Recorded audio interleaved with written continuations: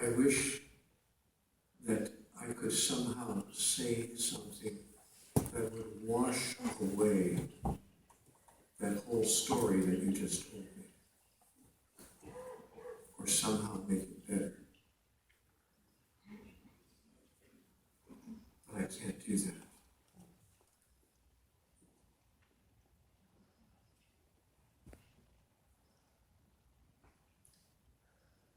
But I do know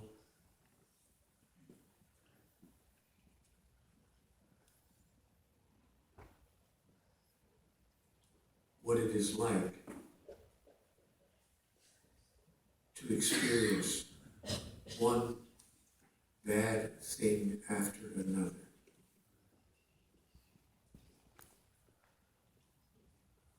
Losing your children, that is, losing visitation with your children so you can't see them.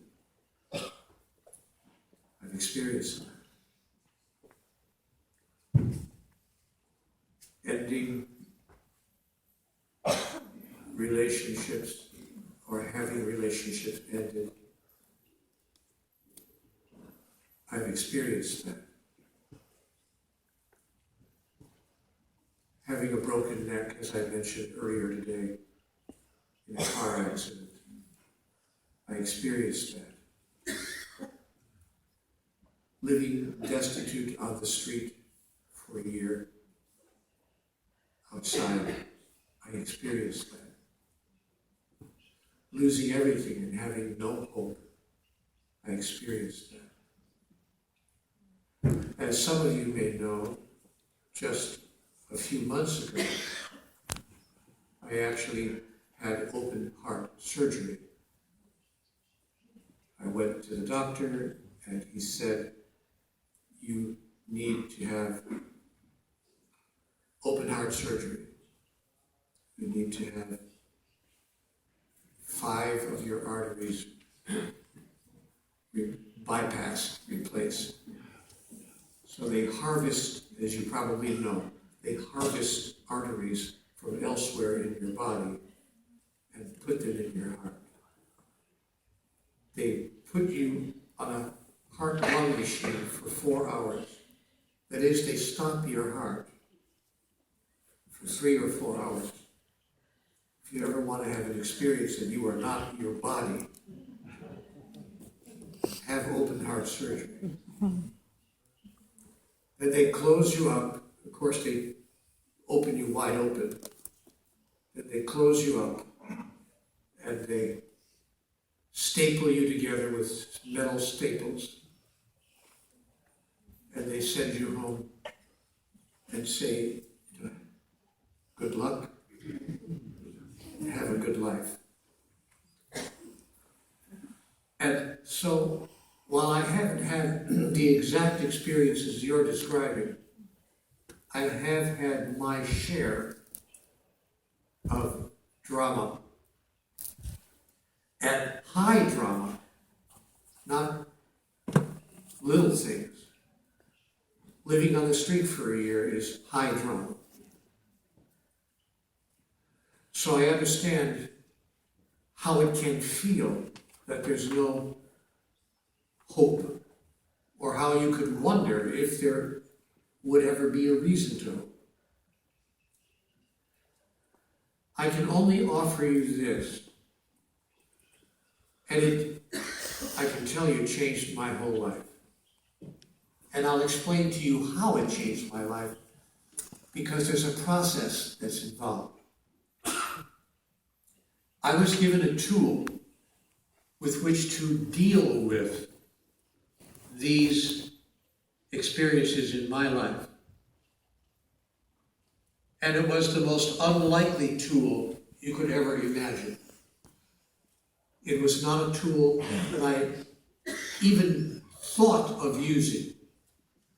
It was so the opposite of what made sense to me.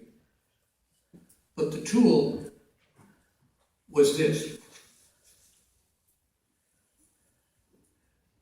God invited me to embrace the tool of gratitude for everything that had occurred in my life. The 6 failed marriages, the loss of visitation with my children, and I won't go through the whole list again, but all of it.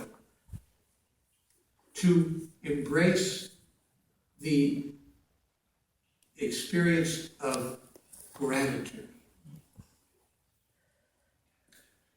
And I couldn't understand why I would be grateful for such painful experiences. And God said, because your life is nowhere near over, and they have allowed you to move closer and closer to completion of the agenda which you came to experience on this earth. And that agenda is the full expression of the grandest truth of who you are. That goes, as I mentioned earlier, past forgiveness, past all of those human interactions, to a place of experiencing one's own divinity in human form, if only for a moment, to move you closer to that opportunity to experience and express that. So God said to me, if you thought that you could move even a little bit closer to that experience of divinity, expressed through you as you, would you be grateful, even if it required all of these other events? And I said, well, if I thought that was true, perhaps I could be grateful. And I was told, I assure you that it is true. Now here's where the miracle of that process takes place. As soon as I moved into gratitude, full and rich and complete gratitude for all the events of my life, including the worst of them, and the saddest of them, and the most painful of them. As soon as I moved into gratitude for all of them, I shifted the energy. See, ladies and gentlemen, all of life is energy. That's all that's happening. All that's going on here is that we are exchanging energy with other forms of energy and putting energy into the overall energetic mix, if I could put it that way, of life itself. And by the energy that we put into the mix, we begin to shift and create the energy that comes out of the mix and comes back to us. That may be the most important thing I've said to you all day. The energy that you put into the mix affects the energy that is in the mix and shifts and changes the energy that comes to you from the mix. And so, what you resist persists, and what you look at disappears. That is, it ceases to have its illusory form. So now, getting to your question, when you asked me, is there any reason to hope? Can I have any hope for tomorrow, for a brighter future? Not only can I say yes, based on my own life experience. By the way, I want to tell you, sweetheart, I'm not making this stuff up. This is not theory in my life. This is not some concept that I've chanced upon in somebody else's book, Louise Hay or anybody else. This is my actual on-the-ground experience in this body.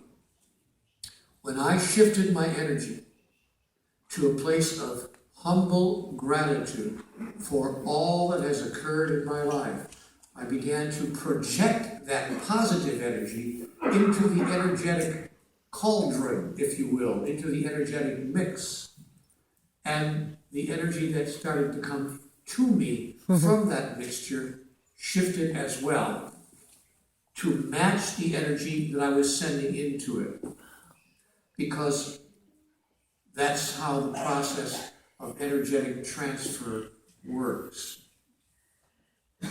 And suddenly, things began to change for the better, incrementally, little by little, until all of the conditions and circumstances with which I was beset and which were, in a sense, accosting me, that I was being confronted with, that were causing me great pain and sadness, began to, one by one, dissolve and evaporate and go away.